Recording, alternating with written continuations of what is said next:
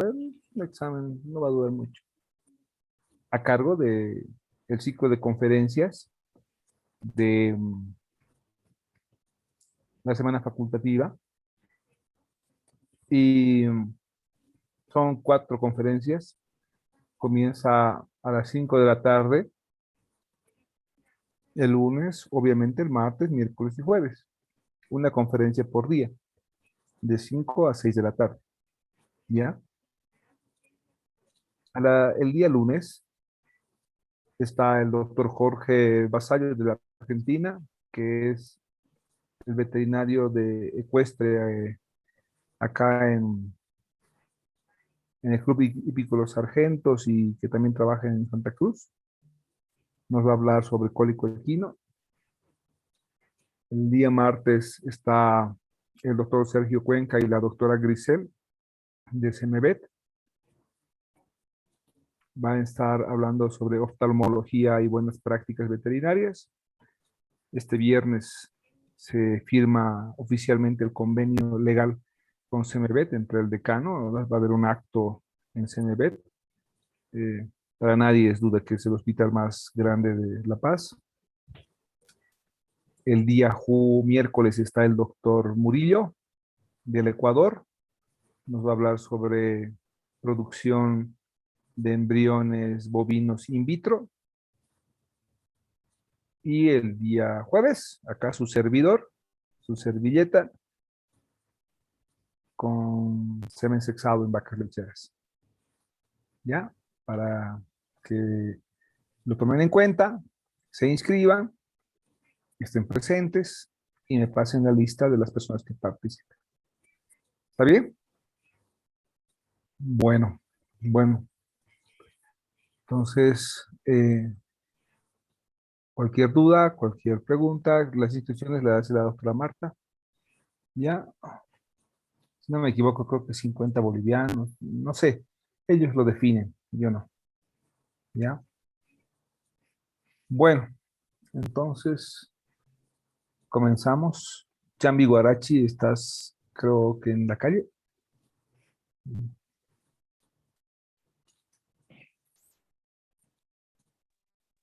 Doctor, disculpe, es que me fui a vacunar y estoy de regreso a casa. Ya estoy llegando, por favor. Ok, dale. Bueno, voy a tomar mi captura de pantalla.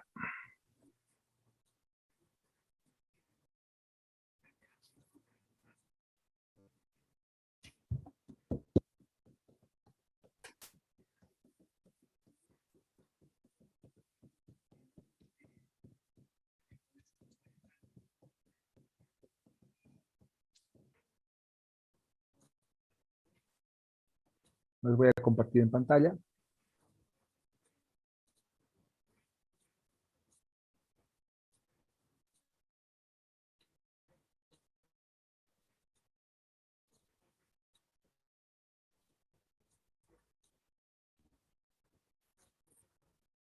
Bueno, me dicen por favor si se puede apreciar la presentación. Sí se Sí, puede ver. sí, doctor, se ve. Gracias.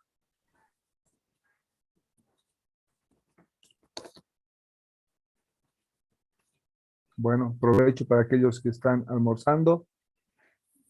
¿Está bien? Provecho, Luchita. Perdón, doctor. Entonces,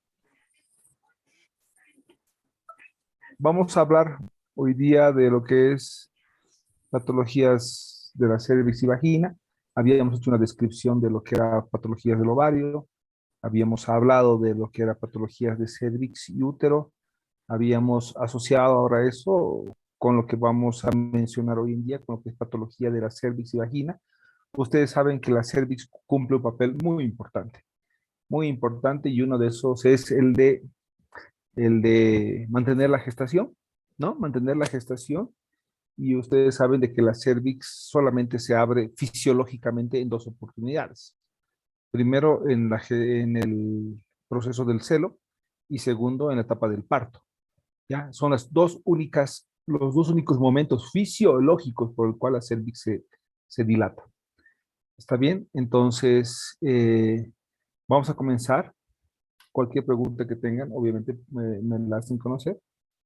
Para empezar, hay un conjunto de patologías. Como les había dicho, la cervix, si por algún motivo la cervix se, se abriera, se dilatara y la gestación no haya terminado, esto obviamente va a repercutir en un aborto, ¿no?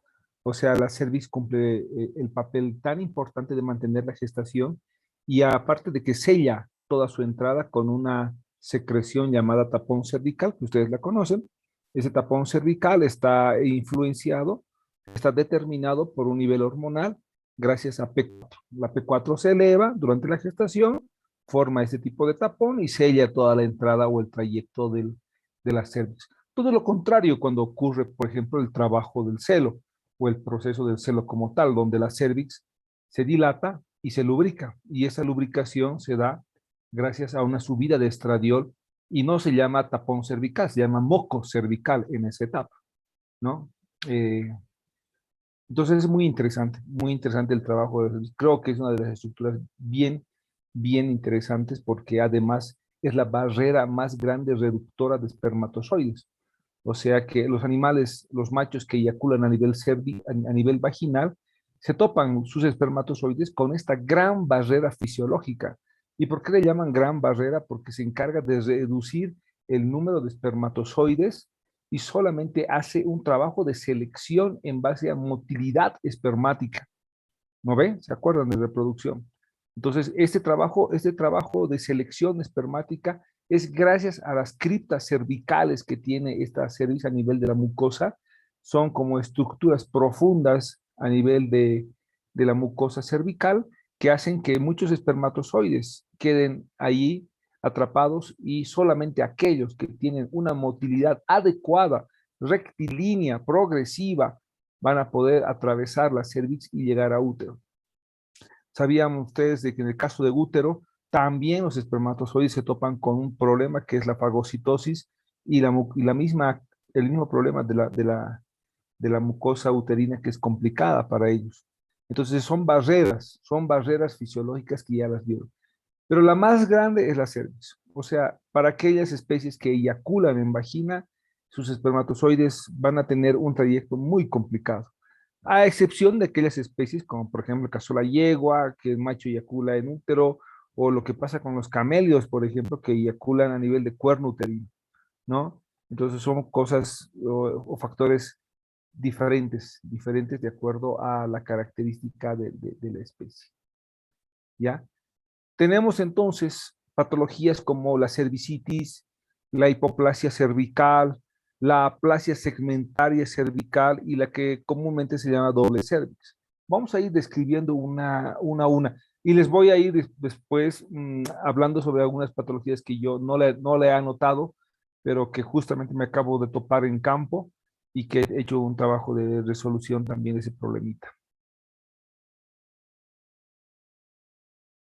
Y bueno, para los que quieran viajar, podemos organizar un viaje de prácticas y vamos a hablar, ¿no? Esta solicitud de Carlita, vamos, para los interesados que deseen viajar, nos organizamos después al final de la clase. Bueno, vamos con cervicitis. Muchos hablan de cervicitis como una inflamación de cuello uterino. Obviamente ustedes saben de que la cervix también se denomina cuello uterino, entonces hablamos de inflamación de cuello uterino. Está relacionada con traumatismos postpartos y distocias. Ojo, esta inflamación de cuello uterino está relacionada con traumatismos postparto y distocias o problemas durante el proceso del parto como tal. También está asociada, ojo, a problemas de contaminación o lesiones durante programas de inseminación artificial, sea en cerda, sea en yegua, sea en vaca, sea en oveja, sea en cabra, en las especies que ustedes vean donde más se desarrolla trabajos de inseminación, lastimosamente se corre con el riesgo de lesionar el cuello uterino. Entonces está relacionada con traumatismos, pero no solamente del postparto y distosis, sino de los propios trabajos reproductivos. Va a haber también problemas durante el proceso de la involución uterina, elementos que puedan provocar factores de contaminación o factores de infecciones postparto o factores de infecciones en la fase puerperal que influyan para la inflamación cervical. Obviamente, algunos autores han descrito que las especies con mayor sensibilidad a tener problemas de retención placentaria se asocian directamente con inflamación cervical o cervicitis, ¿ya? O sea que quiere decir que está asociada a una metritis puerperal, por ejemplo, y donde participan un montón de agentes contaminantes, entre ellos, obviamente, agentes bacterianos, donde los más peligrosos son Corynebacterium, Pseudomonas, ¿no? Campylobacter, por ejemplo, o estamos también asociando esto a algunas bacterias comunes, como lo que es estrepto y estafilo.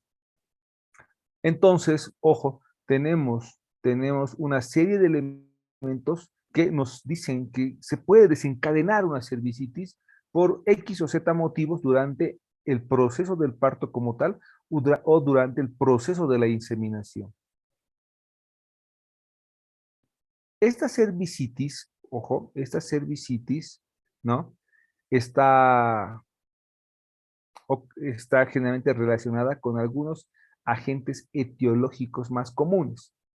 Entre lo más común, yo les había dicho hace rato, lo más complicado. Pero lo más común es, por ejemplo, Actinomyces, Escherichia coli, Strepto, Staphylo y Fusobacterium. Sería los agentes bacterianos más asociados a las cervicitis o inflamaciones de cuello uterino. ¿Ya? Donde se complicaría, perdón, donde se complicaría sería cuando esto esté asociado a Corynebacterium, ¿no? Cuando esté asociado, por ejemplo, a Pseudomonas, ahí sí se nos complica mucho más. Entonces el tratamiento va a ser, tendría que ser mucho más específico con fármacos de última generación. ¿Ok? El tratamiento va a ir asociado, por ejemplo, a productos indicados contra estos agentes bacterianos. Ustedes saben que esto va a estar asociado al tratamiento de la metritis. Ya lo habíamos descrito antes. Cuando vos tienes opciones, decir, bueno, ¿qué uso? Uso Ceftiofur, uso tirmicocina, uso oxitetraciclina o uso penicilina. Generalmente la penicilina va a ser el fármaco ideal para este tipo de situaciones, pero el Ceftiofur y la tirmicocina llegarían a ser dos fármacos de excelente elección después de la penicilina. Hay que tomar en cuenta que la famosa oxitetraciclina es un fármaco de última opción porque tiene ciertos efectos, ciertas contraindicaciones que nos provocarían problemas en el animal. Ya, hemos estado usando mucha oxitetraciclina para todos los casos y eso trae problemas de resistencia. Ahora, hay que saber también cuándo usar una oxi-LA y una oxi de baja concentración. No se olviden, hay un producto boliviano que se llama Oxisan 5.7. Es un producto muy bueno. Si quieren utilizarlo como última opción en el caso de ovejas, cabras, en el caso de vacas, en el caso inclusive de perras, se puede utilizar el Oxisan 5.7 ya como última opción. ¿Por qué? Porque les digo que hay fármacos mucho mejores que este, pero lastimosamente a veces en el campo no lo conseguimos, ¿ya? Tómenlo en cuenta, por favor, y saber cuándo usar una LA y cuándo usar una de baja concentración. Ya es criterio veterinario en base a su conocimiento de farmacología, ¿ok? Obviamente que tiene que ir con un antiinflamatorio. En lo posible se puede utilizar, por ejemplo, diclofenaco. Sabemos que en el caso de la perra y la gata, ahí vamos a tener problemas. En el caso de la perra y la gata podemos usar benzidamina como un excelente antiinflamatorio. Los corticoides hay que tener siempre con pinzas, siempre hay que manejar con pinzas los corticoides, no se olviden que pueden bajar el sistema inmunológico y esa depresión puede traer otro tipo de problemas, ¿ya?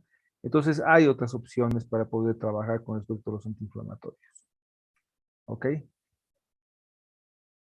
En muchos casos, y esto es lo que me pasó, les cuento la anécdota de lo que he estado trabajando últimamente con una vaca.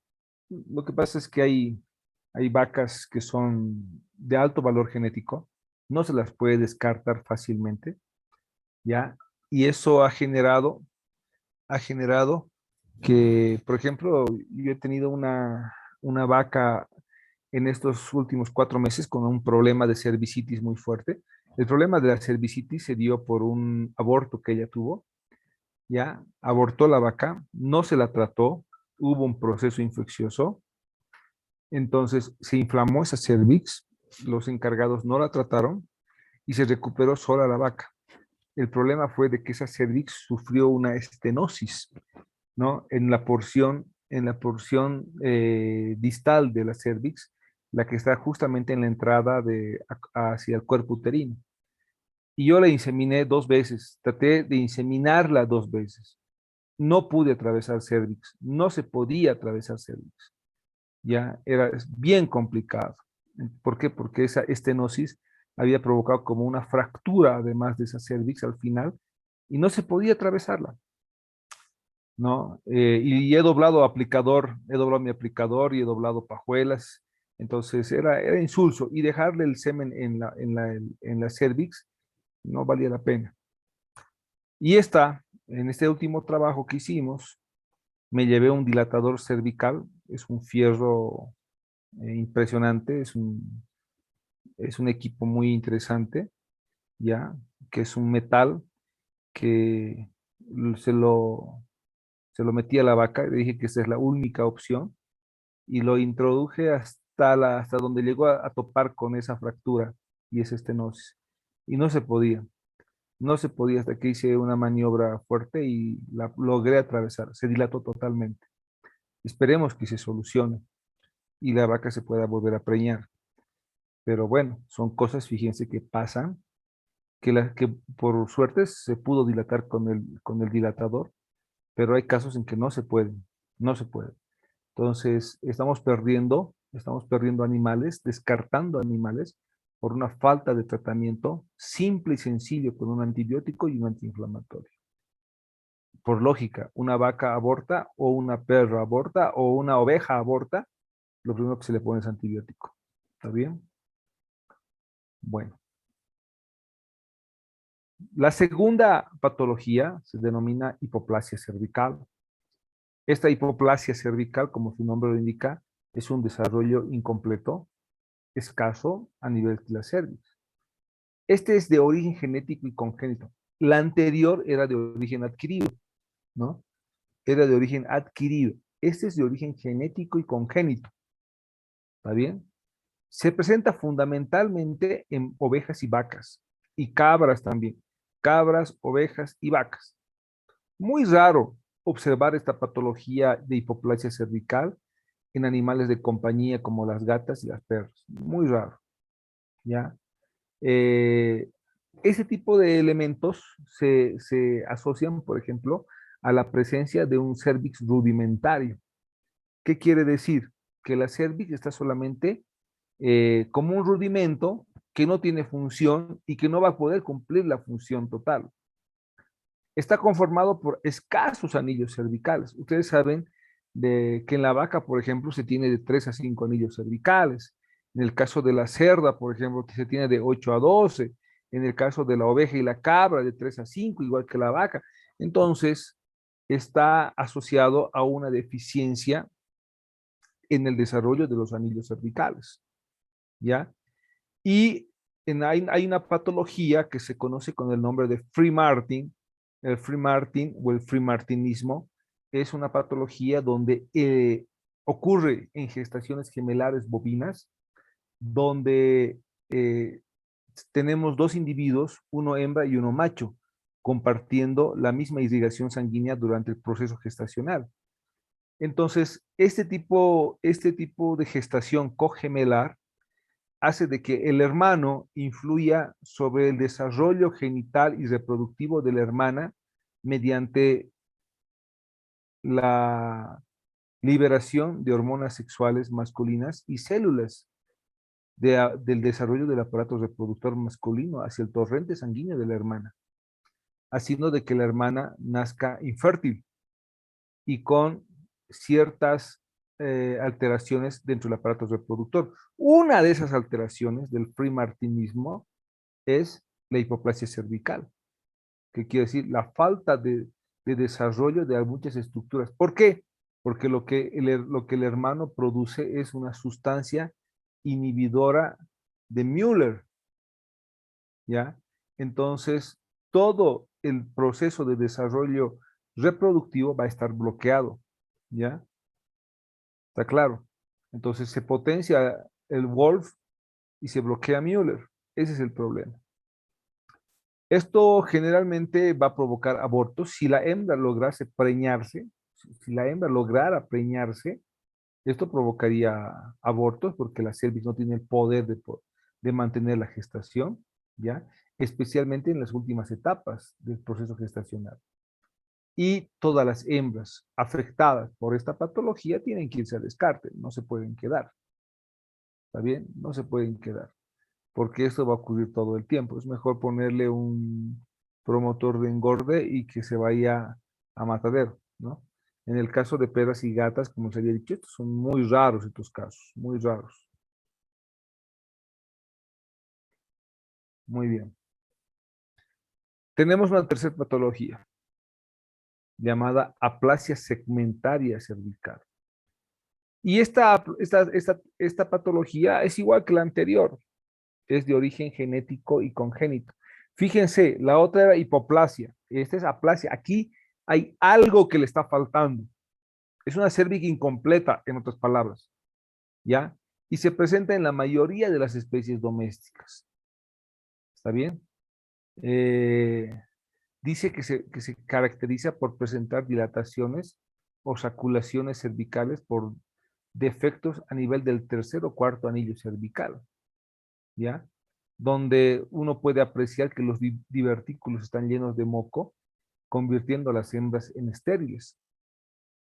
También se dice que ese tipo de patología va asociada a la ausencia de la parte muscular de la cervix, o sea que el estrato muscular o la pared muscular de la histología cervical estaría con escaso desarrollo o incompleto, ¿ya?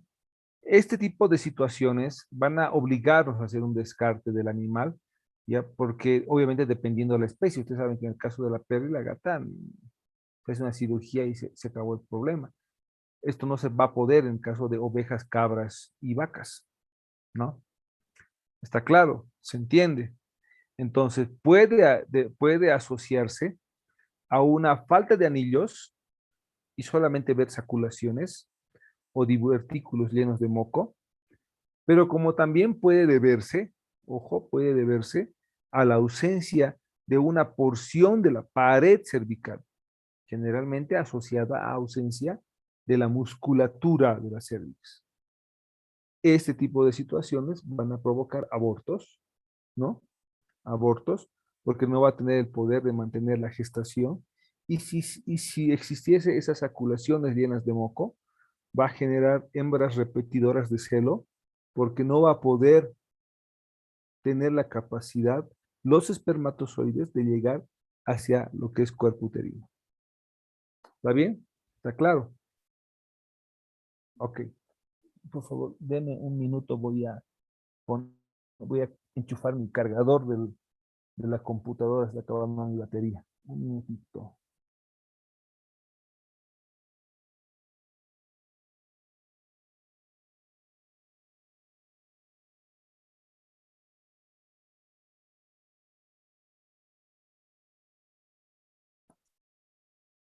Muy bien. Entonces,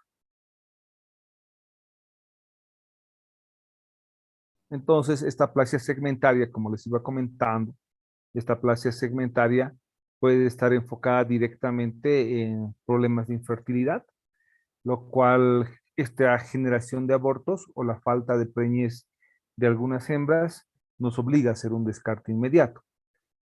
Muy bien. Ahora tenemos una patología muy común en vacas, especialmente en vacas de carne, muy poco vista en vacas lecheras, ya, que es conocida como doble cervix. Otros le dicen cervix accesoria, otros le dicen persistencia del ligamento cervical, ¿no? Dependiendo mucho de la literatura que encuentre. Este es de origen genético y congénito y ha sido reportado en el 2003 por Blowey y Weaver, aunque yo ya la conocía por otro autor, eh, como es Vaca, por ejemplo, en el año que sacó un manual sobre patología reproductiva, en el año 94, si no me equivoco. Esa es una literatura del 94. Pero oficialmente Blowey y Weaver lo reportaron en el 2003, ¿no? Cada cuerno, aquí por ejemplo se trata de que los cuernos uterinos están supuestamente comunicados con cervix independiente, ¿ya? Se trata de la no fusión de los conductos de Wolf y de Müller, por ejemplo. Cada cuerno uterino, en el caso de la hembra, estamos hablando de los conductos de Müller, y cada cuerno remonta o desemboca en un tubo cervical con una sola vagina, con una sola vagina. O sea que no hay dos vaginas, es una sola vagina, ¿ya? Esto lo dijo Schroeder, por ejemplo, y Wishbach en el año 99. Se aprecia una persistencia de un ligamento medio, por eso es que muchos le dicen patología, a esta patología, perdón, se la menciona como persistencia del ligamento cervical, ¿ya? Y se observa la patología solamente cuando hay parto. La única forma de saber que la hembra tiene esta patología es cuando la hembra llega a parto. O sea, que quiere decir que no influye en su fertilidad.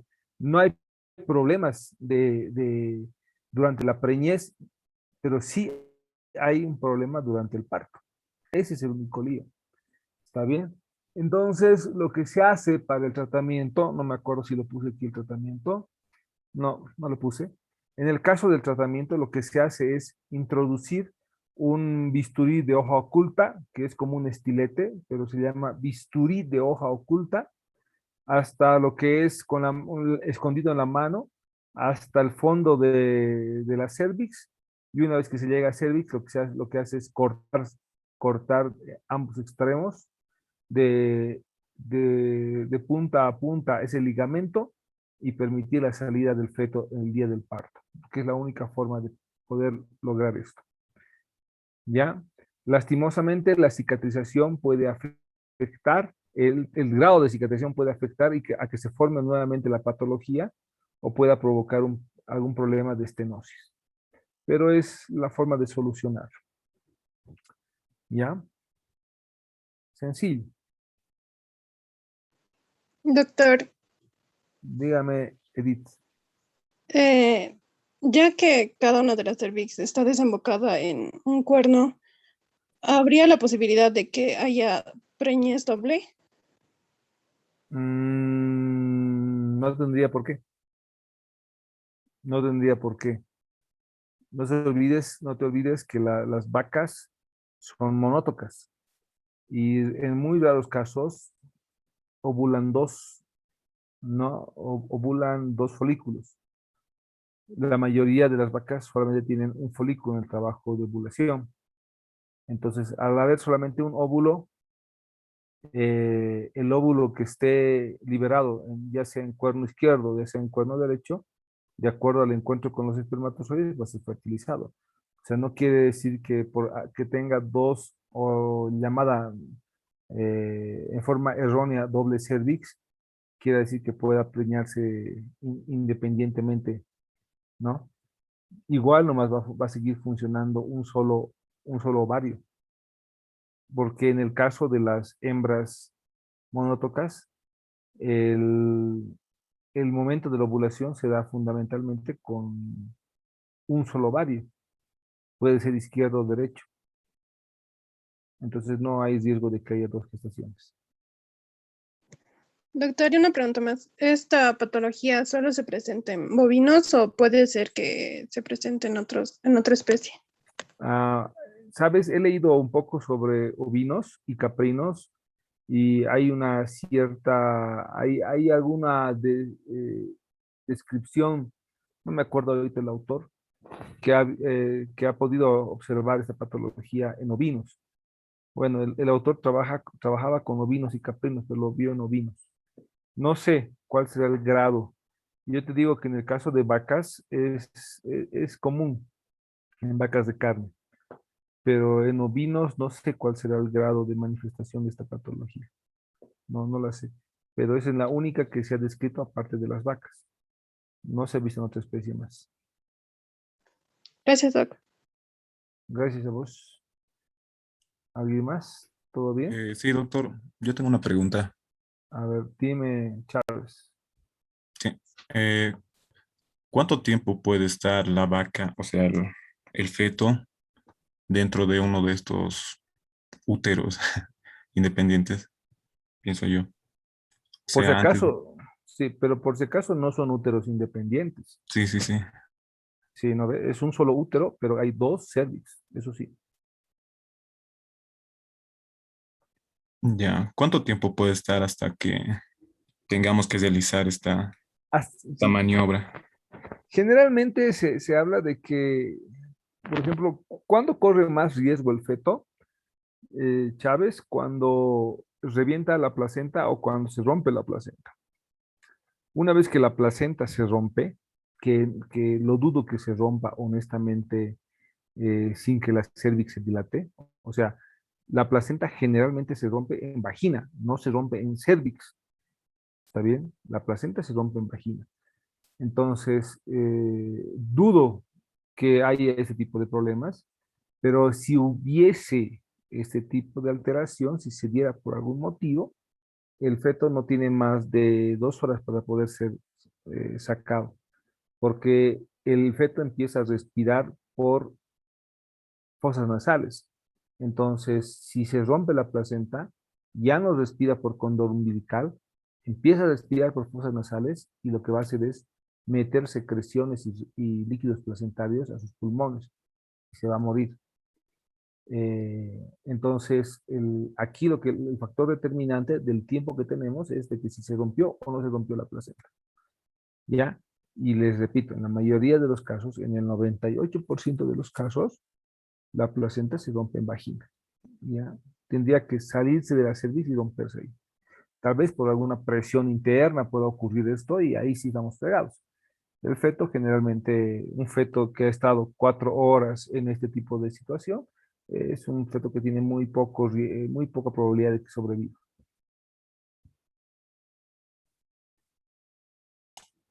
Ya, está bien. Ahora sí le entendí. Y otra pregunta.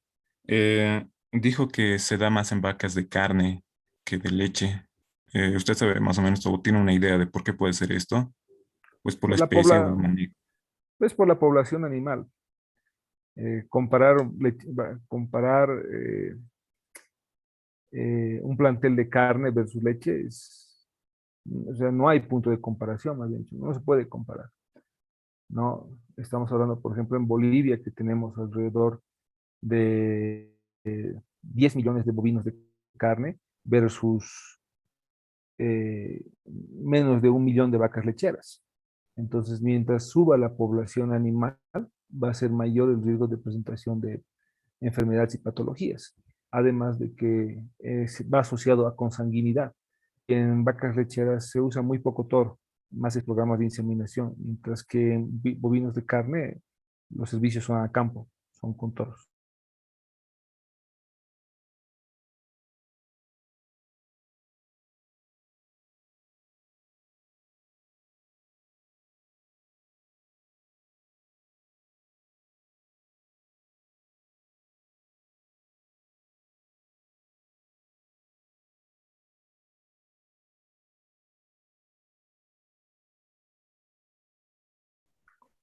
Bienvenida, Conde, a la clase. Se han echado algunas, ¿no? Doctor, yo tengo una pregunta. Dime. Doctor. Ya, en esta patología, al tener doble cervix, sabemos que la cervix está abierto durante el parto y durante el celo. Entonces, al tener doble cervix, ¿cómo llega a afectar en lo que es en el celo? Esa pregunta, doctor. No le afecta en nada. La conducta de la hembra es normal. Si le Normal. afectara, no se preñaría. La hembra se preña Ah, normal. y en la hora del parto, ambas cervix llegan a dilatarse. Correcto. Pero no van a poder, no va a poder salir el feto porque hay un ligamento, pues, Ajá. medio. Y ese ligamento medio no le va a Ya permitir estoy. salir al feto, ¿no? Entonces Ah, necesitamos cortar ese ligamento medio, que hace que la cervix pareciera que sean dos. Por eso muchos le dicen falsa o mal llamada doble cervix, porque es una cervix, pero lastimosamente que tiene un ligamento al medio que la divide en dos. ¿Está bien? sí, está bien, doctor. Muchas gracias. Gracias a vos. ¿Alguien más? Doctor, Continuamos. yo tenía una duda sobre la cervicitis. Bueno, como nos dejó una tarea para poder averiguar sobre esto, también leí que aparte de la metritis, también una vaginitis puede complicarse con una cervicitis y que esta suele ser más que todo una patología secundaria. Sí, Eh, siempre, siempre. ya. Siempre va a ser así, Ramos. Lastimosamente, si no hacemos tratamiento a una vaginitis o a una metritis, esto siempre va a tener como, lastimosamente, como elemento que desencadene un problema a nivel cervical. Siempre. Gracias, doctor. Gracias a vos. Por ejemplo, tenemos un trabajo de tesis que hicimos con uno de los chicos de la UNSA, donde evaluamos problemas de cervicitis para determinar la presencia de metritis. O sea, no necesitábamos sacar muestras de útero para saber si había metritis. Solo con evaluar cuello uterino sabíamos que esto estaba ocurriendo. Y lo que hicimos fue meter un Cytobrush, no sé si lo conocen. ¿Alguien conoce el Cytobrush? Bueno, saben, yo siempre digo que antes de conocer a los animales, nosotros tenemos que conocernos reproductivamente como personas, ¿no? Y a veces conocemos más de los animales que de nosotros. Y el Cytobrush es un cepillo histológico que se usa en la mujer para Papá Nicolau. Entonces, la mujer, por ejemplo, tiene que ir a hacer siempre un chequeo, no sé si es al año 2 veces, pero tiene que hacer un chequeo, ¿ya? Para evitar y evaluar posibles presencia de tumores e infecciones vaginales y uterinas. Lastimosamente, tanto los humanos, tanto los varones como las mujeres, siempre estamos susceptibles a tener este tipo de problemas, ¿no? Porque, bueno, ahora con el uso del alcoholcito en la mano, tal vez hemos disminuido mucho de ese tipo de situaciones. Pero, por ejemplo, en el caso de la mujer, el uso del baño público es bien complicado. Por eso, al entrar a un baño público, es mejor soltar el agua 2 veces antes de sentarse. Entonces, eh, nosotros hicimos ese trabajo en vacas. Le metimos el mismo cepillo que se usa en la mujer, el Cytobrush. Sacamos una muestra de cervix, ¿no? De la citología cervical y la evaluamos en microscopio y encontramos niveles de neutrófilos. O sea, la única forma de saber, aparte de hacerle un chequeo con un vaginoscopio, por ejemplo, con un vaginoscopio tú puedes chequear cervix como la imagen que les mostré al principio de la diapositiva. Tú puedes evaluar con un vaginoscopio la presencia de una inflamación cervical, pero con un cepillo histológico tú puedes ver cosas que no estás viendo con el vaginoscopio. Y eso es con la observación de neutrófilos en el frotis, que se hace posterior a la toma de muestra. Entonces, la presencia de neutrófilos en porcentajes, que lo vamos a ver después cuando veamos la parte de metritis y endometritis subclínica, es un indicador de infección, ¿no? Entonces hay que tener muy en cuenta eso, ¿ya? Y eso es lo que se hace en humanos. Nosotros lo único que hemos hecho es copiar de lo que se hace en humanos y lo hemos interpretado en animales, nada más. ¿Está bien? Entonces, mediante cualquier infección que esté afectando a útero o que esté afectando a vagina, pero especialmente a útero, va a ser evaluada mediante toma de muestras y simple observación de cervix o muestreo de la citología cervical. Cualquier proceso infeccioso. ¿Está bien?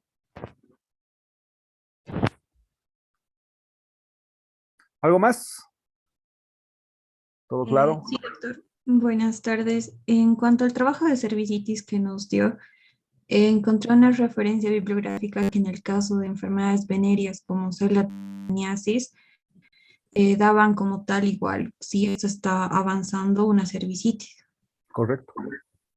Sí, sí, correcto, es correcto. Lastimosamente las enfermedades infecciosas, Trichomona, Campylobacter, IBR, DBB, Leptospira, Brucela, inclusive leucosis, ¿no? Están provocando problemas de cervicitis, siempre.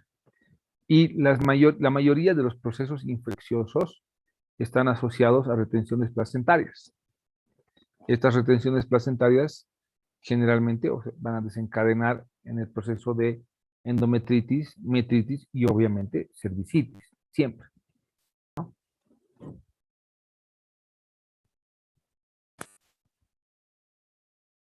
Doc, una pregunta. Dígame. Respecto a lo de cervicitis, en la tarea también mencionando, yo vi tipo una conferencia que hizo un doctor en donde para su diagnóstico llegan a ver lo que es el cervix y cómo se gradúa entre 0, 1 y 2, donde se puede ver la dilatación, el enrojecimiento y si está no recuerdo bien, creo que era Cleometra, o se ve sobresalido. Igual nos puede indicar eso, porque usted menciona también que hay la vaginoscopía y lo que se utiliza para las mujeres. Además de esos dos, bueno, la vaginoscopía, con eso podemos ver lo que es el cervix. Pero ¿estos grados son correctos o se han inventado? ¿Esto lo viste pero en animales o en humanos? En animales. Bueno, debe ser un trabajo copiado de humanos, porque en humanos sí se hace eso. Se evalúa los grados de inflamación y los grados de dilatación. La única forma de saber, en el caso del animal, el grado de infección e inflamación que tenga la cervix es tomando una muestra de la citología cervical. El único. ¿Por qué? Porque vas a evaluar en base a presencia de neutrófilos. Ahora, si con la vaginoscopía tú ves una cervix totalmente inflamada, o sea, ya no hay necesidad ni siquiera de tomarle la muestra. Pero no esperemos llegar a que el animal tenga una cervix totalmente inflamada, visible a vaginoscopio, si lo podías haber hecho antes de forma precoz con una toma de muestra cervical y evaluación a microscopio con un simple frotis. Entonces, los grados sí pueden utilizarse, no es que no, pero son de humanos y cualquier dato de humanos, si lo podemos interpretar y hacerlo en animales, sería genial.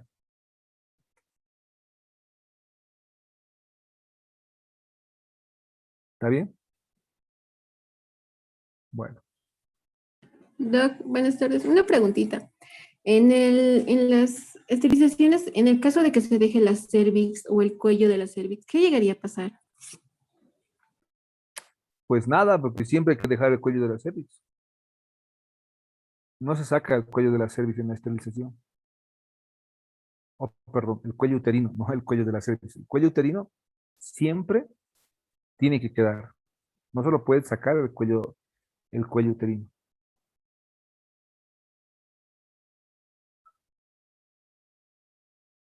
¿Está claro, Aliaga? Sí, doctor, gracias. Ah, ok. Aliaga. Cuidado, me estoy haciendo quedar mal. Bueno, Doctor, disculpe. te disculpo, Carlita. ¿Qué pasa? Gracias, doctor. No, nada más, solo era eso. Ah, ya, te disculpo. Doctor, ¿y por qué dicen que en el caso de la esterilización se saca completamente el, el aparato reproductor, o sea, todo, y ahorita usted nos dice de que no? Es que se saca útero, se saca. Bueno, lo que pasa es que tenemos que. La esterilización puede ser planteada desde dos puntos de vista. Primero, una esterilización donde solamente se saque ovario. Ustedes saben de que el que comanda actividad cíclica es ovario, el que comanda actividad reproductiva y cambios hormonales y el que el que arma el escándalo el día del celo con la pobre perra es el ovario. Entonces, calmamos todo este proceso solamente quitando el ovario y listo, se acabó el problema. Pero, por qué la ovarioectomía no es tan tomada en cuenta y sí les encanta hacer ovariohisterectomía? Porque la histerectomía está recomendada ya que puede tener a futuro esta hembra por un órgano que se ha dejado y que no tiene funciones, puede tener procesos de metritis o endometritis continuo, solamente por eso. Si tú haces un buen trabajo con la hembra, no hay necesidad de sacarle todo el útero más. Con solo sacar ovario, solucionaste el problema. Pero bueno, les encantó hacer el trabajo de la ovariohisterectomía, complicarse un poquito más la vida y hay que sacarlo entonces al útero más. Pero la cervix no se la saca, no se la saca, porque estaría sacando y estaría solamente dejando vagina, ¿no? La cervix no hay necesidad de sacársela, no hay necesidad. Tú vas a cortar y vas a ligar cuerpo uterino, vas a ligar cuerpo uterino, vas a ligar arteria ovárica, vas a cortar las dos arterias y los ligamentos ováricos y vas a cortar posterior a la ligadura eh, el cuerpo uterino y listo. La cervix no tendría por qué salir. Tienes que jalárselo mucho para que agarre la cervix más y eso va a generar dolor, va a generar problemas en la cicatrización, va a generar problemas de estrés en el animal. O sea, la cervix no hay necesidad de tomarla en cuenta en la cirugía.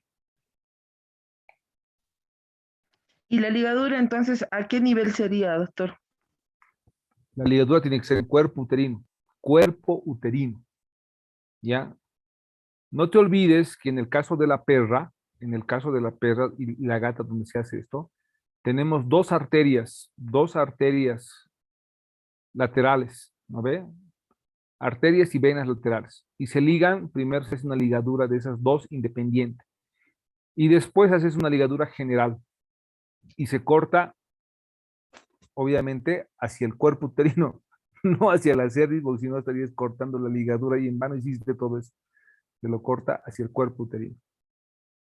¿Ya? O sea que te dejas la cervix intacta, más el sello de la ligadura que hiciste, y se acabó el problema.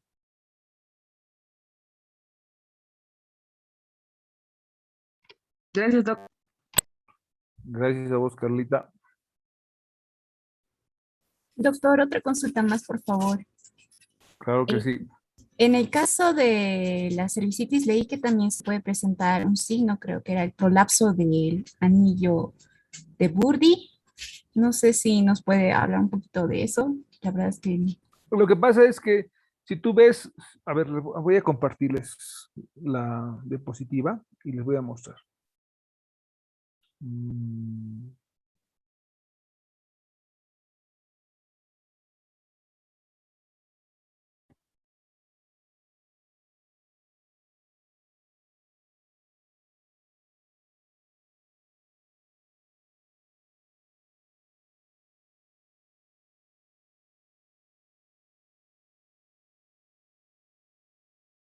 ¿Está en pantalla? ¿Se ve?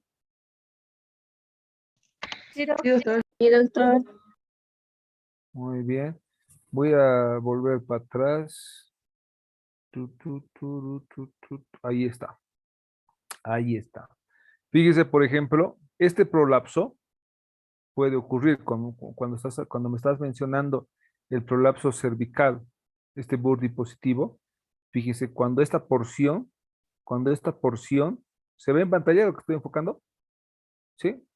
Sí, sí, sí, Sí, doctor. doc. Correcto. Cuando esta porción se prolapsa, y es a causa del proceso inflamatorio.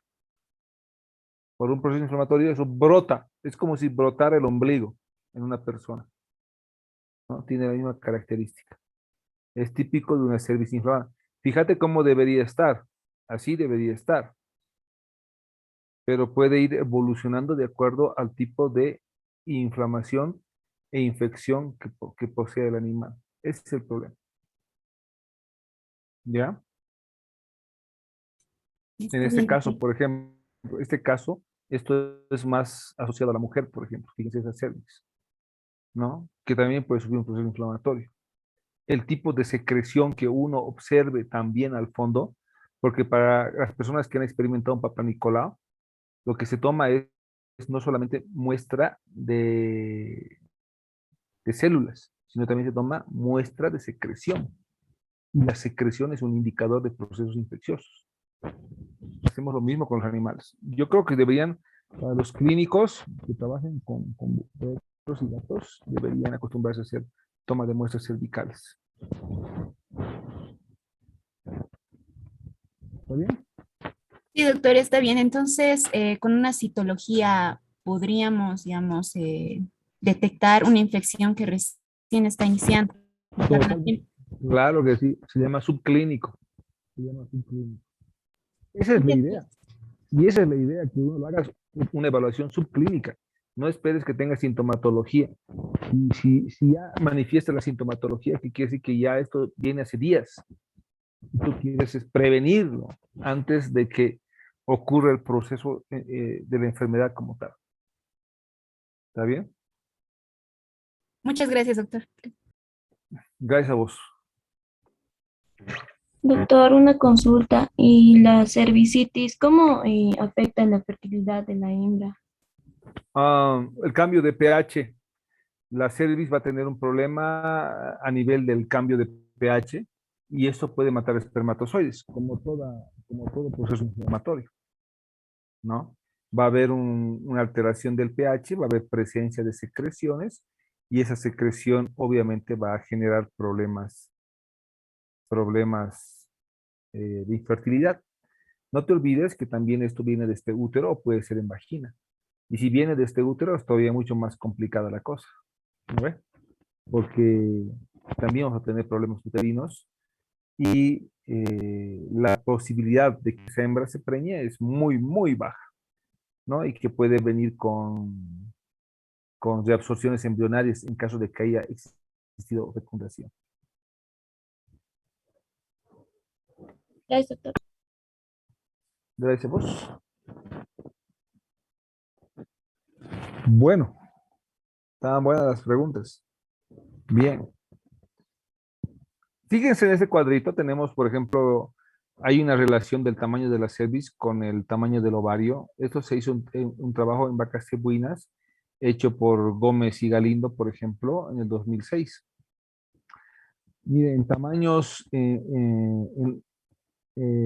por ejemplo, cervix pequeñas,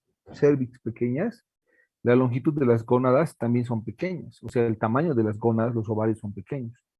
Y en cervix grandes, también los ovarios son grandes, que quiere decir que el tamaño del ovario es un factor que también influye sobre el crecimiento o el desarrollo de otras estructuras. ¿Por qué? Porque mientras más grande el ovario, mayor estradiol, porque mientras más grande el ovario, mayor el tamaño folicular, porque mientras más grande el ovario, mayor nivel de progesterona, etcétera. Entonces eso va a influir y va a repercutir directamente sobre el tamaño de los cervix, ¿no? ¿Bien? No quiere decir que la cervix influye sobre el tamaño del ovario. No, es el ovario el que está influyendo sobre el tamaño cervical. ¿Ya? Y eso se lo ha podido evaluar en vaca cebuina, ¿no? Eh, con esas medidas que ustedes ven en pantalla. ¿Está bien? Sencillo.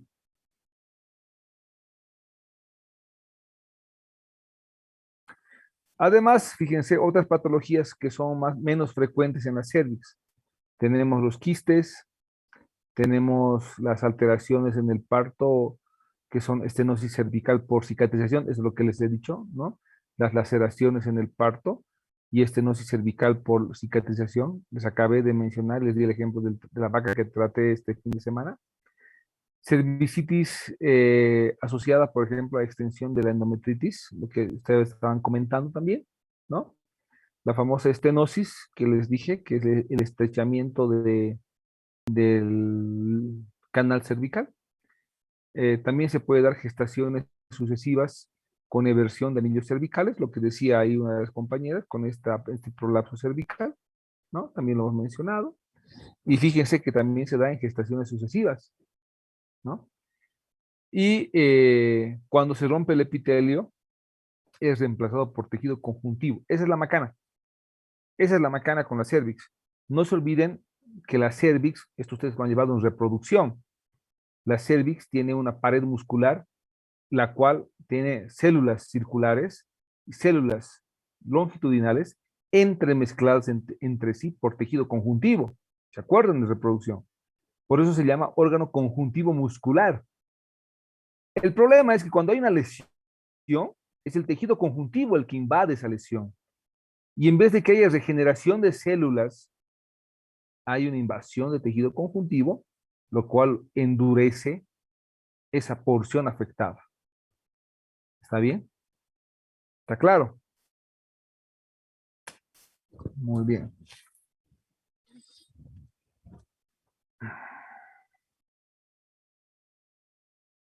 Ok. Vamos con patologías de la vulva y vagina. Y aquí tenemos vulvovaginitis, tenemos prolapso vaginal, tenemos la tumefacción vulvar, las neoplasias en vagina, que es típico de la perra, como el tumor de Sticker. ¿No ven? Estas vulvovaginitis, por ejemplo, son de origen adquirido. Esto no es genético ni congénito. Y se presenta por contusiones y laceraciones. ¿Ya? Esto es tratable. Esto es tratable. También se puede dar en partos y distocias con una vulvitis necrótica y vaginitis. Hay una inflamación profunda, por ejemplo, de la mucosa vulvar y se puede asociar con peritonitis en el momento del parto, lastimosamente, ¿no? En el caso de vacas, se da en enfermedades como, por ejemplo, el IBR, que es la rinotraqueitis infecciosa bovina, no se olviden. Y aquí se observa vulvovaginitis pustular infecciosa. Vulvovaginitis pustular infecciosa, como la que ven en pantalla. La que ven en pantalla es una vulvovaginitis pustular infecciosa, típica de la IBR. ¿Está bien? Bueno. Esto ya no es tratable. Esta última ya no es tratable. La anterior de arriba, lo que les decía, sí son tratables. IBR no. Bueno. Tenemos el prolapso vaginal, que lo habíamos descrito igual con cuando habíamos hablado del prolapso uterino. Aquí la salida y la exposición de la vagina, ¿no? En forma invertida. Esto se da en cualquier tipo de especie animal, ya, menos las aves, obviamente. Se asocia a hembras gestantes o posparto y puede estar acompañada, como lo habíamos visto anteriormente, hace semanas atrás, con prolapso uterino, ¿ya? La principal diferencia entre lo que es prolapso vaginal y la hiperplasia vaginal, ojo, radica en la cantidad de tejido vaginal exteriorizado. Algunos quieren confundir o confunden prolapso vaginal con hiperplasia vaginal. Pero la hiperplasia vaginal es pues muy escasa comparada con un prolapso. ¿Ya? Nosotros vamos a ver una masa rosada que protruye a través de la vulva, como lo que está en pantalla. Ese es el término correcto. Protruir, que sale de este orificio natural. Les había dicho que es común en hembras jóvenes y también se da en perras de razas grandes. ¿Está bien? En muchos casos asociada a montas constantes o en épocas de servicio o épocas de celo, como lo llamamos comúnmente. ¿Está bien? Ya saben cómo solucionar, ¿no ve? Hay que lavar, hay que hidratar, Hay que darle energía a ese tejido, volvérselo a meter y le hacemos una sutura de Bunner con pines. ¿No ve? Facilito. Se le pone un relajante muscular para que deje de contraer y obviamente antibiótico y antiinflamatorios. Sencillo.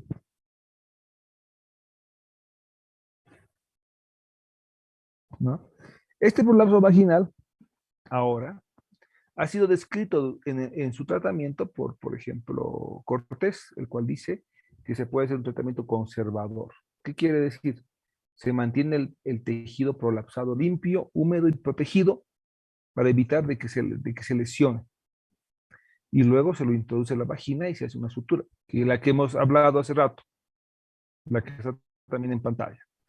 Otros dicen, hagámosle ovariectomía. ¿Por qué? Porque va asociada, el prolapso vaginal va asociado a niveles de estradiol. Cuando la hembra tiene mucho estradiol en sangre, va a volver a ocurrir si vos lo solucionas en el tratamiento conservador. Entonces muchos dicen, mejor hagamos ovariectomía y se soluciona el problema. Bueno.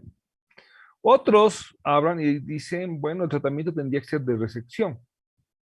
Cuando la masa prolapsada está severamente dañada, cuando ya está necrosada, no se puede hacer nada. ¿Ya? Entonces, y la perra tiene problemas para orinar. Entonces, lo que hay que hacer es cortar, extirpar toda esa parte dañada. Pero eso es criterio. Yo, honestamente, prefiero usar el conservador o la ovariectomía. ¿Ya? Cualquiera de los dos. Y se soluciona el problema. Pues claro. El conservador lo vas a hacer siempre pues, en vacas, en ovejas, en cabras. Y la ovariectomía lo vas a hacer en perros y en gatos. Nunca le vas a meter ovariectomía al caso de la vaca. Aunque se le puede hacer a la vaca No se le ovariectomía. escucha nada. Se le escucha de lejos. Doctor, no se lo escucha como si estuviera bien. hablando debajo del agua. ¿Así? Ya el Ahora sí colmo. ya está bien. ¿Está nadando, Ah, doctor? sí, estoy nadando mis lágrimas. Ahora sí, no es que estaba seguramente con el micrófono a medio enchufar. Ahora sí se escucha. Sí, doc. Sí, doctor. Sí, claro. Ok. Entonces les decía que yo prefiero hacer el conservador o la ovariectomía, porque el conservador se lo va a hacer siempre en animales de producción, ¿ok? Y la ovariectomía, esa es la alternativa para el caso de perras conjuntamente el conservador. No tratemos de usar el otro, por ejemplo, el de resección como la primera alternativa, a no ser que haya ese problema que les dije de necrosis, ¿no? ¿Está bien? ¿Se escuchó bien? Sí, doctor. Sí, doc. Sí, doctor. Ok, gracias.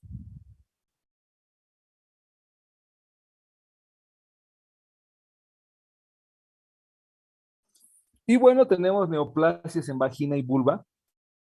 Ojo, alguien me preguntó igual esto la anterior vez. Tenemos las benignas, que son los leiomiomas y los fibropapilomas. Los leimiomas o leiomiomas y los fibropapilomas. Los leiomiomas, por ejemplo, crecen desde el vestíbulo de la vulva, ¿ya? Y están unidos a la pared vestibular vaginal por un pedículo de tamaño variable. En la mayoría de los casos, los leiomiomas son firmes y ovoides y van a evolucionar con frecuencia a una lesión, a una infección o una irritación secundaria. ¿Ya? Entonces, estos son benignos. Igual los fibropapilomas son benignos. Estos los fibropapilomas son comunes en perras, por ejemplo, de edad avanzada. Son masitas o masas muy pequeñas, lisas y firmes, que lastimosamente pueden ulcerarse y lesionarse por autotraumatismos, cuando la perra empieza a lamerse o a morderse. El tratamiento de los fibropapilomas es quirúrgico. ¿Está bien? Es quirúrgico. Igual de los leiomiomas. Es quirúrgico. Sin ningún problema. ¿Está bien? Pero hay malignos. Y ahí tenemos a los leimiosarcomas y los mastocitomas. ¿Ya? Además tenemos los carcinomas de células transicionales que progresan desde la uretra hacia la vagina. Para saber exactamente, como lo que está en pantalla, lastimosamente es mejor llevar a laboratorio de patología. Siempre, siempre. Porque nos puede hacer confundir a veces la conformación de esa estructura. Entonces hay que llevar y apoyarse en diagnóstico patológico. ¿Ya? Está claro. Y obviamente esta famosa tumefacción vulvar, típica de las cerdas, cuando hay una respuesta estrogénica elevada, ¿ya? Pero también en la cerda puede estar asociada a micotoxinas, por ejemplo, el Fusobacterium o el Fusarium graminearum en el alimento y con, obviamente, la presencia de cearelonona. Esto se va a producir durante periodos de alta humedad y cambios marcados de temperatura o cuando se hace mal manejo de cortinas entre el día y la noche. Siempre que hay tumefacción vulvar va a haber vulvovaginitis, ¿ya? Y puede generar eversión o prolapso de la mucosa. Ahora, el tratamiento es en base a corregir la etiología, ¿no? Porque si se dan cuenta ustedes, el problema es micotoxinas, ¿no? Entonces hay que tratar de corregir el alimento y mejorar la calidad del alimento, especialmente en épocas de lluvia, porque la humedad es la que genera ese tipo de problemas. ¿Está bien? ¿Está claro? Y bueno, finalmente, tenemos, creo que una de las patologías más comunes en perras, que es el tumor de Sticker, un tumor venéreo. Otros le dicen tumor venéreo transmisible, el TBT, ¿ya? Conocido como sarcoma infeccioso, linfosarcoma transmisible o condiloma canino, así se lo conoce. Es un tumor retículo endotelial benigno, no es maligno, típica de perros, ¿no? O de perras en este caso, que su periodo de incubación generalmente tarda entre 2 a 6 meses, que es el periodo poscoito.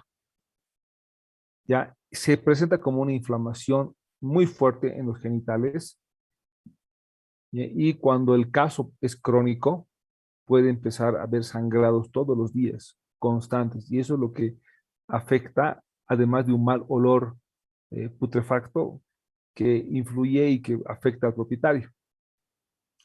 El tratamiento es a base de quimioterapia. Ojo, el tratamiento puede ser quirúrgico,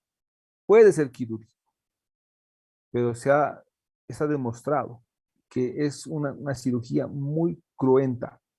Entonces, la mayoría ha optado por hacer quimioterapia con vincristina. Este tratamiento es 90% efectivo. 0.5 a 1 miligramo por metro cuadrado. No me estoy equivocando por si acaso. Por metro cuadrado de animal. Y tiene que ir intravenoso. Esto se hace una vez por semana durante 4 a 6 semanas. ¿Está bien? El único producto ahorita eficaz en un 90% es la vincristina. Obviamente que la cirugía también es eficiente, pero es muy cruenta, mucho sangre. Y hay que tratar de usar permanganato de potasio, pero usas permanganato y se te ensucia el campo de la cirugía, se vuelve un lugar muy feo para trabajar y es un lío. ¿Está claro? ¿No?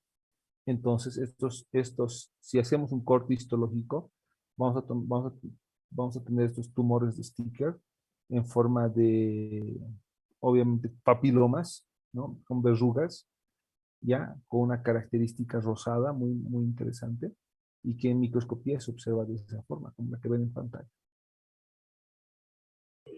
Doctor, Sí. la localización del tumor de Sticker, ¿desde dónde hasta dónde va? ¿Desde la vagina hasta qué parte? Hasta cuello uterino puede ir lucha. Si avanza, vaya hasta cuello uterino e inclusive puede invadir cuello uterino como tal. ¿Y esto también les da a los machos? Sí, claro que sí. Les da a los machos. ¿Y el tratamiento es en machos igual? Igual.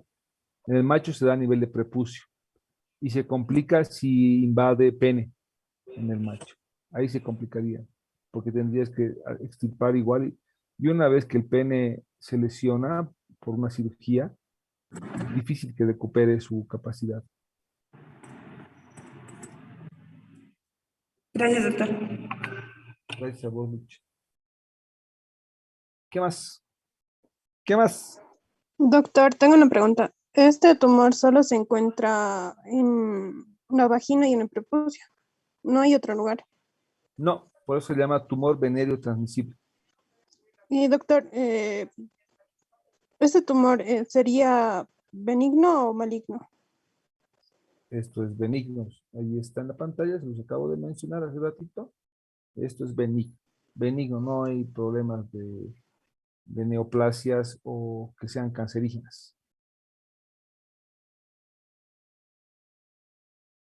Gracias, doctor. ¿Qué más? Eso es lo que van a encontrar siempre, especialmente para aquellos que quieran trabajar en los Yungas o en el mismo, o en Santa Cruz, en el Beni, van a encontrar tumor de sticker, pero a montones. Tal vez va asociado a la cantidad de perros callejeros, obviamente, ¿no? Se da mucho más en perros callejeros, por las montas indiscriminadas, y es la forma más fuerte de contagio.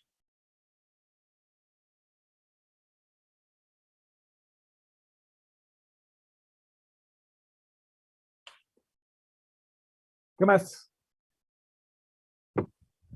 Doctor, ¿y por qué se llega a dar el tumor de Sticker? ¿Cuáles son los factores que pueden provocar este tumor? Es un virus, es una enfermedad venérea. Por eso decía, el coito en animales callejeros es la forma de transmitir este tipo de enfermedad, ¿ya? Y esto puede llegar a los perros de la casa por contacto con algún perro callejero, ¿está bien? Pero la única forma de transmisión es con coito. Entonces, si el perro, el macho, en el caso de la casa, sale y en época de servicio se encuentra con otro tipo de animales y monta una perra enferma, va a llevar la enfermedad a los perros de la casa. Es lo mismo, ¿no? Por eso, como toda enfermedad venérea, hay que tener muchísimo cuidado. Y esto genera lastimosamente un aspecto no estético o muy feo. El sangrado es algo que es desagradable y el olor, sobre todo, ¿no? Se va a acabar en menos de un minuto. Se vuelven a conectar para la recta final, por favor. ¿Está bien?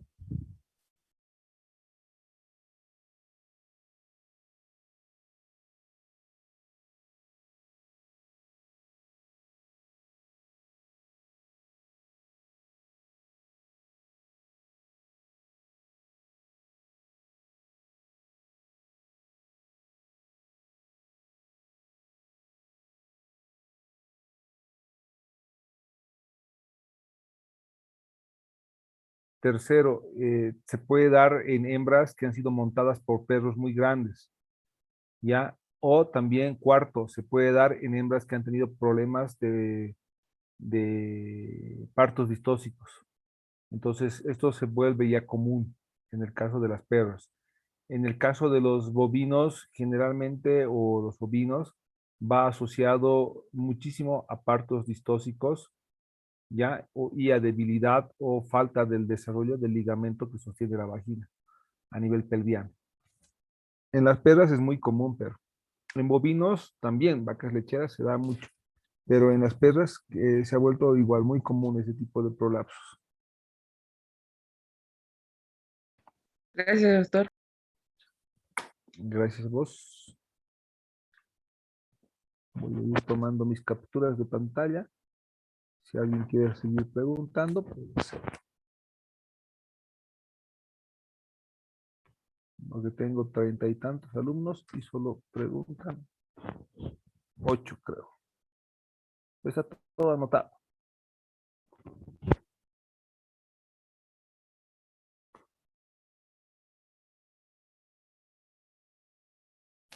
Ujú.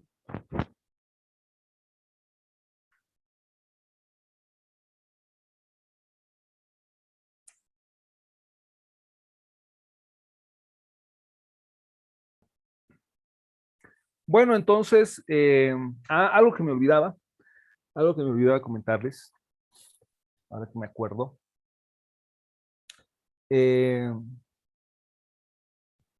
Vamos a hacer prácticas en Choquenaira. Vamos a programarlo en 2 grupos, porque son 34. Aquí hay personas que faltan. Yo me doy cuenta de todo. Aquí hay personas que faltan. A ver, ¿quién falta? Ah, ok. Bueno, entonces, vamos a hacerlo en 2 grupos, porque no podemos llevar 34 personas a Choquenaira. Entonces vamos a hacer quizás una semana un grupo y otra semana otro grupo. ¿Ya? Ustedes saben que después tenemos un laboratorio del cual yo estoy a cargo, que es el laboratorio de reproducción de la facultad. Es un laboratorio chiquitito, subiendo las graditas a mano derecha. No sé si lo conocen, ¿no? Ese de producción que le han puesto reproducción laboratorio de parasitología, es un laboratorio de reproducción y sanidad animal. Así se va a llamar ahora. Necesitamos algunas cositas. Por ejemplo, algo sencillo como los taburetes. Quería pedirles, por favor, podamos hacer una cotita y nos compremos taburetes para nuestra práctica, porque si no, nos vamos a estar parados todo el día ahí. Ya, y necesitamos por lo menos entre 10 a 12 taburetes, que he estado viendo por ahí en Eloy Salmón, que es donde hacen. Nos saldría una cotita más o menos de unos 20 pesos, creo, por persona, para comprarnos esos taburetes. ¿Ya? Entonces, eso va a quedar para la facultad. Lo que pasa es que antes había taburetes y alguien se los llevó, porque nadie los inventarió. Entonces, alguien se lo llevó a otro laboratorio. Entonces, debe estar por ahí. Lastimosamente, una vez que lo inventarían, ya no lo puedes sacar. Entonces, alguien se lo sacó hace años y bueno, nunca los ha devuelto. Por eso es que ahora hemos cambiado hasta de chapa, todo, ¿no? Para que todo lo que tengamos en este laboratorio, el cual va a ser para su trabajo de ustedes, porque vamos a hacer evaluación seminal, vamos a hacer morfología espermática y lo vamos a hacer ahí. Entonces no vamos a necesitar viajar hasta Choquenaira para hacer esa práctica. No lo vamos a hacer ahí porque ya hemos comprado con algunos trabajos que hemos hecho, inclusive esto del seminario del ciclo de conferencias, es justamente para seguir apoyando a este laboratorio, ¿ya? Y para el laboratorio de biotecnología en Choquenaira, del cual yo también soy docente investigador.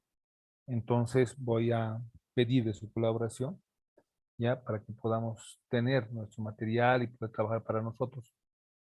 También comprarnos las cositas que nos hagan falta. No va a ser mucho. Honestamente, no me gusta a mí llegar a comprar reactivos o productos muy caros. No justifica. Trato de hacer lo más económico posible. ¿Ya? Entonces, vamos a poder trabajar tranquilos. No se preocupen. En el laboratorio, como digo, ya tenemos una platina térmica que nos hacía falta para trabajar con semen y obviamente otros materiales más que eran necesarios. ¿Ya? Entonces, por favor, inscríbanse al ciclo de conferencias con la doctora Marta y les voy después diciendo con respecto a lo del examen. Si hay suspensión de clases o actividades por la semana aniversario, lo suspendemos para la otra semana. Yo no tengo apuro de tomar el examen. Yo cuando creo que uno tiene que dar examen cuando está seguro de que va a aprobar, no cuando está seguro de que va a aplazar. ¿Ya? Y estudien, porque no va a ser fácil. No va a estar fácil, por si acaso. ¿Ya? Prefiero decírselos. Entonces, no tomen al chiste esta asignatura. La asignatura no es chistosita. Esa se va a complicar el semestre. ¿Ya? Entonces, espero verlos la próxima semana. Cuídense mucho. Cualquier duda que tengan, me avisan. Y bueno, nada más. Que estén muy bien. Les mando un abrazo.